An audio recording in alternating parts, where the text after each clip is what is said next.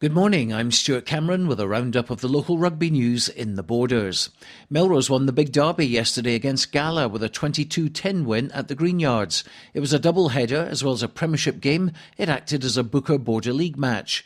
The Melrose tries went to their entire back row, Graham Dodds, Peter Eccles and Neil Irvin Hess all scoring, while Gala's 2 tries were scored by Ewan Dodds and Sean Law.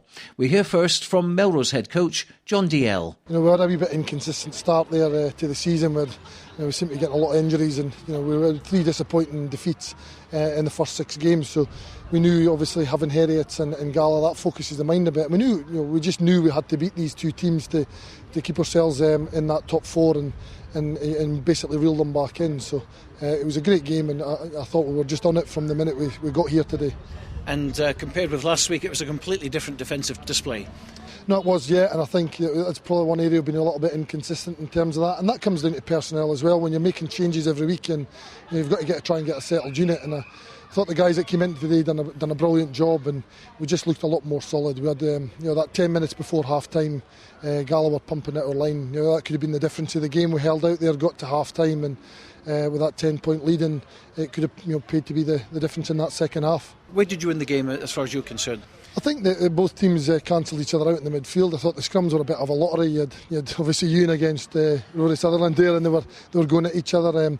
I think up front, in terms of our driving lineouts today, I thought our power play from there was outstanding, and we got a lot of penalties in field position from Gala's infringements in that area, and I think that was the one area that there was a kind of difference. But I thought we controlled the game very well from our 9 and 10 as well. I thought Murdo and Austin mixed the game up really well, and I think we put Gala under a lot of pressure as well in that area, and George Graham is a fantastic player, and Grayson Hart coming on as well. So I think we put them under a lot of pressure, and there was a lot of mistakes from that area. Yet again, it was another interesting set of results elsewhere. Heriots winning against Ayr. It's still compressed at the top, and of course, with you beating Heriots last week, that's going to set things up nicely for your game at Millbrae. That's right, and I think that this year the focus is you've got to try and keep the top in touching distance, but it's all about the 4th place, and we were in a different battle. We weren't, we've got in the right to be in that battle with Gala and Heriots and Ayr due to inconsistency early on, and our battles today were with Stirling and teams like that, and fortunately enough Stirling have been beaten and we've won today, so it puts a little bit of daylight in there. But the challenge now is to try and repeat this performance. I know it's there for the guys, we've seen it 2 weeks in a row, and we can get better and we can build on that, and a fantastic buzz about things at the moment. Gala's backs coach Dalgleish. Yeah, hugely disappointed, but we made far too many errors, Stuart, to be in the first half, and I think that the game turned when we didn't pick up anything towards the end of that first half there. We had a driving line out, and then we were piling away at the line, and we had overlaps out there, and the players realise that when you get these chances in these tight games, it often is the case that's the difference coming to the end of the match. I mean, the guys obviously make the mistakes, are not trying to do them, and they feel terrible, and then you're trying to pick them up. But we've got a very, very strong squad, and the players they'll learn from this, and I think they'll bounce back from it. I mean, the league's not won or lost today by any stretch of the imagination. I think we're still sitting up in second place, just a point behind Heriots, I think. So we're still doing reasonably well. If we'd been offered that at the start of the season, I think we'd have taken that. So yeah. Now, of course, that was a Border League game as well, which makes that kind of wide open now. It does. Didn't realise that until just before there. So yeah, that's a wee bit disappointing. But I think the Melrose White game was one as well. So I think it's all to play for in that competition. What about positives from today then? Well, obviously there's a lot of young guys. We've got young Rory Howarth at fullback, Keith Young in the centre, Rex Jeffries starting his first Prem 1 game today, Gary Robertson. All these guys are going to learn from this experience. I mean, there's nothing like coming down here and playing in these matches, and these guys will learn from that, and hopefully come the end of the season, if we're in these playoff games, they'll have that experience to call on. So a terrific opportunity next week, of course, to right things against Heriots, who smashed Ayr today. Yeah, fantastic fixture for us. That focuses the mind right away. We know that we've got to be on it, or we're going to be up for a tough afternoon again next weekend. I mean, I think Heriots like to throw the ball about, maybe a different type of game to what Melrose maybe played against us today, but no, a challenge we're looking forward to.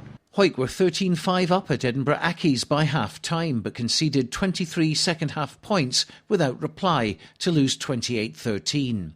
That was Accies' first win of the season. The other Premiership results saw Heriots go to the top of the table. They won 25-7 at home to Ayr. Boroughmuir beat Glasgow Hawks 16-15, while Curry also won by a point, 23-22, against Stirling County. In National League One, Selkirk extended their lead at the top of the table to 7 points, with a 7th straight win to remain undefeated. They beat second-place GHA on the road 26-15, with tries coming from Darren Clapperton with a brace and Mikey Davis. Peebles beat Dundee 26-9 at the Guyts. Kelso fell short at Aberdeen, going down 27-22, but Jed Forrest got a good 15-14 win at Mar. Here's Jed's Fraser Harkness. That was a tough game of day, obviously away from home, but it's good to get the 4 points. 15-14, we kind of played their game a wee bit in the second half and didn't the hell, but we managed to get the point that wins it, and we're quite happy and could look forward to the next 2 border derbies, both at home at Riverside, so hopefully get some points in there and get our way up the table. Boys stuck in well today and kind of get back to the drawing board on Tuesday again and Thursday night and ready for Saturday. In National 3, Hoyt YM were defeated 25-11 at home to Perthshire. And now the East League results.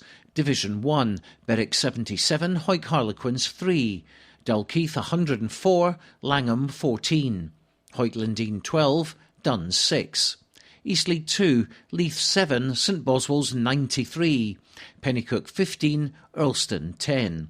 Division 3, Broughton 24, Gala YM 5 and Walkerburn 6, Ross High 19. That's your Radio Borders Rugby Roundup. I'm Stuart Cameron.